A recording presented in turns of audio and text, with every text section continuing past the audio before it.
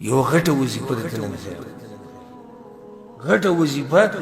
او خوشاله په دې شي چې دا وظیفه زما نه ده چې زه یې ښیم زما د جیب نه زه بیانوم دا وظیفه پیغمبر صلی الله علیه وسلم بیان کړې ده من احب ان يبسط له في رزقه پیغمبر صلی الله علیه وسلم وایي که څوک دا غواړي چې دغه رزق دې پراخه شي او د عمر دې برکتي شي اوږد شي او موږ د دواړه غواړو تاسو یې کوم سره ډېرې پیسې نه غواړي ناشتي پکې دي ځوان هر یو په دې تمه دی چې په ما راوورېدی د اسمان او موږ کې هر یو دا هم غواړي چې عمر مې اوږد وي او برکتي عمر مې د دواړه خبرې موږ غواړو پیغمبر صلی الله علیه وسلم وایي نو طریقه یې زده کړه فلیصل رحمه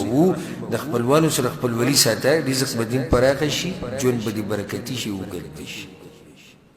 دا نسخه دې ته وایي محمدي نسخه او دا نبوي نسخه دغه نسخې نه دي هغه وظیفه نه ده کوم چې د مولوي نصیر ځان نه ورکوي